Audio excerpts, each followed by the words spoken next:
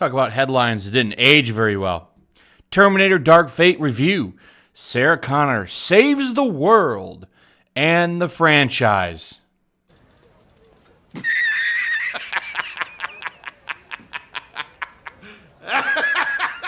That's funny because let's flash forward. Today is now Monday. It's the end of the weekend. We now have the total results for the weekend because I said this movie was a flop on Saturday. People were saying in my comments, oh, wait, we still have the whole weekend to go. Here's the results. Here's a bunch of headlines that I pulled. Terminator Dark Fate flops in this timeline. Dark Fate could lose over $100 million. Terminator Dark Fate puts franchise on ice, faces $120 million plus loss. Terminator Dark Fate is number one, but it's no winner. Terminator Dark Fate bombs despite finishing number one at the weekend box office. I am shocked. Shocked! Really happy to see this movie fail. I don't think I've ever wanted a movie to bomb as hard as Dark Fate. Haven't even seen it yet. Maybe I'll watch it when it comes out for rental or something. I don't want to give the movie any money. I really don't want to because I think it's an insult to fans. I got a really good article by Forbes I'm going to go over. The guy absolutely just roasts it for why it's wrong. The movie's an insult to long-term fans of Terminator 2. An absolute classic. Absolute classic. In my opinion, one of the best action movies ever made. It's definitely in one of my it's in my top 10 movies of all time. I love this movie. Dark Fate is literally a slap in the face to people that love this movie. This movie is, it's a direct sequel to the first two, and it also spits on the first two pretty badly. It's no wonder why this movie failed and bombed. And I'm glad it did. Don't go see this movie. Instead, take $10, go on Amazon, and pick up Terminator 2 Judgment Day 4K Ultra HD. And then after the movie, watch that deleted scene where Sarah Connor is an old lady and she's watching John Connor hanging out with his kids. That's the real ending to the franchise, in my opinion, and that's where I'll be staying with it. Now, let's go over what this movie actually made. Let's take a look at it. And I want to point out that this movie had everything handed to it as far as a weekend to open at the box office. Its only competition was Harriet Tubman. Okay? Joker still managed to rake in $13 million with this movie being released. That's pretty bad. So there was no competition for this movie. It had nothing in its way. They could not have picked a better time to release this pile of trash. And it's still bombed. We'll just go ahead and go through this little bit right here.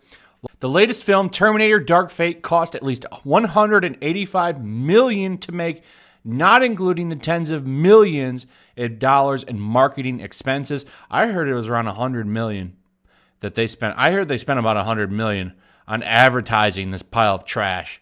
That's a lot of money. That's a ton of money. While it was number one in North America, ticket sales in North America fell well below expectations. 29 million, according to ComScore.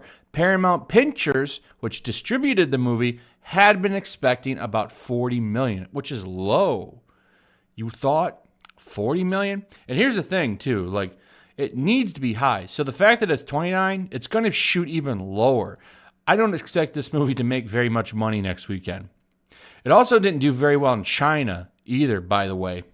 It did bad in China as well as it did here. So that's it. This movie's a disaster. That's around the same amount of money I want to point out that it made last weekend when it opened internationally. This movie's a dud. And I'm glad. I'm so happy this movie bombed because you know what? It's about time these pieces of crap that want to run around and swap everything out and say, let's just make it woke, Get woke, go broke. That's how it needs to be. And I'm happy to see it happen every single time. And I got to tell you, it's fun to watch the media wrap their minds around why this failed. Why did it fail? Surely it's just because we put a 5'1", 90-pound woman as the leader of the human resistance. I mean, that's so believable. It's believable, isn't it? Isn't it? isn't it? The reason it failed, amongst that, is that John Connor was brutally taken out at the beginning. When people found out about this, there was big backlash against it. So much so that they were hiding it, saying, well, we're doing reshoots. John Connor's not going to get taken out. He's just fine. Edward Furlong's hanging out on the set, everybody. Turned out to be a complete lie. So I'm going to go over this one. They say Joker is still going strong. And I do think that maybe taken a tiny little fraction of the money away. Not much. Okay, the movie's been out for a long time now. Most people have already seen it. So if this had been a hyped up Terminator, a true sequel with James Cameron attached to it, I'm sorry, this would have been gangbusters successful. But that's not what happened. Too much Judgment Day. I do think that franchise fatigue does play somewhat of a part here. I will give them that. I do think the fact that this is a third reboot and not even that long of a time span between the other reboots, I think that does play a small part. I think it plays into the same part as the John Connor stuff as well. They did this in Genesis where they made him the villain. I didn't care for that either. Though Genesis was a lot better. At least John Connor still won. You know, at least he was still the leader, the savior. The timeline confusion one, I'm not buying. I'll take franchise fatigue with too much Judgment Day over the timeline confusion. Most people are savvy enough. We've had enough reboots of popular franchises now for people to go in here to know that this is a sequel to Terminator 2. They'd figure it out in the first 2 minutes when they see their favorite character get blown away like a rag doll.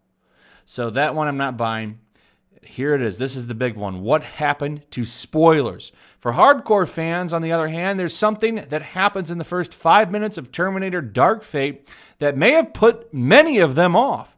To discuss this, we're going to go into spoilers. So consider this your warning if you haven't seen Dark Fate. I'm going to tell you right now, John Connor gets taken out. Don't see this movie. Don't go watch it. Don't give them your money. Several months ago, T2 star Edward Furlong confirmed that he would be returning as Sarah Connor's son and future leader of the human resistance, John, but only for a very small role. This led some Terminator fans to fear that John Connor would be taken out in Dark Fate. And not only does that happen in the film's opening scene, it comes at the hands of a T-800. And that's kind of a big slap in the face as well. The guy in the other article I'm going to show where he roasts this made a really good point, but it's a slap in the face. So bringing back a beloved character just to immediately take them out can alienate any fan base. Getting rid of John Connor may have cost Terminator Dark Fate support from devoted fans who are critical for any franchise to gain the word of mouth needed to build interest. That's a solid point. I can't take anything away from this number 4 that they made here, this number 4 point, because it's dead on. It's 100% dead on. This is what destroyed that movie. In my opinion, it's what really turned me off. If you could have done this any other way, it would have worked for me. But instead, you had Arnold show up and take out the savior who we were supposed to care about for 2 movies and many failed sequels just to replace him. You could have done this a different way. I said in a video previously, why didn't you just have him not train to be a leader? You could have still had it not be Skynet, but hey, John Connor didn't train. He's no leader anymore. Okay, that's different. Instead, you pretty much spit on us. Take that, fans. And then the final example they give here is Terminator may just be past its prime. I don't think so. I think the concept of the Terminator is a cool idea. And I think if you had truly delivered the movie that everyone really wanted, especially with James Cameron coming back, it could have been a huge hit. But it wasn't. Here's another article talking about where did it go wrong, coming out of Forbes. And they go through some of the same points. John Connor. Danny Ramos, the new John Connor, calls it a lazy swap out. Imagine that. Imagine that. Who would have thought? You go down here, the T-800 really rips in to the T-800 with Arnold. I thought some of this was really funny. Calls it an idea out of Rick and Morty. has a really good idea for a sitcom that they should start with the T-800 living suburban life. I almost want to see a spin-off sitcom showing the T-800, known as Carl, living a mundane suburban life, desperately trying to keep his identity a secret.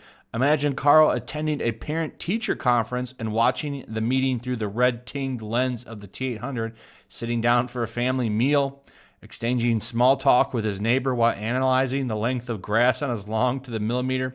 I thought that was pretty funny. Just like the idea of this movie making any money is funny. I'm glad it bombed. I'm happy it bombed. I hope this is the final nail in the Terminator coffin, unless they're going to do a really good reboot with James Cameron, who knows? I don't even trust him to do a good reboot. Let's just leave it alone. Let's just let Terminator just go away. Leave it alone. Okay, obviously you guys can't make a good sequel. Maybe that's because Terminator 2 was good enough for it to all end there. And I'm glad we won't see a sequel to this pile of crap. And hopefully we'll never have to see another Terminator movie, because this is so bad I don't even want to hear it again. Anyway, make sure you still subscribe. That's a thing. Check, make sure, double check. Subscribe if you're new. Share the video. Throw a like up. Throw a comment. Those are important. Helps the video grow. Helps the channel. And that is pretty much it. I will see you guys on the next one. Peace.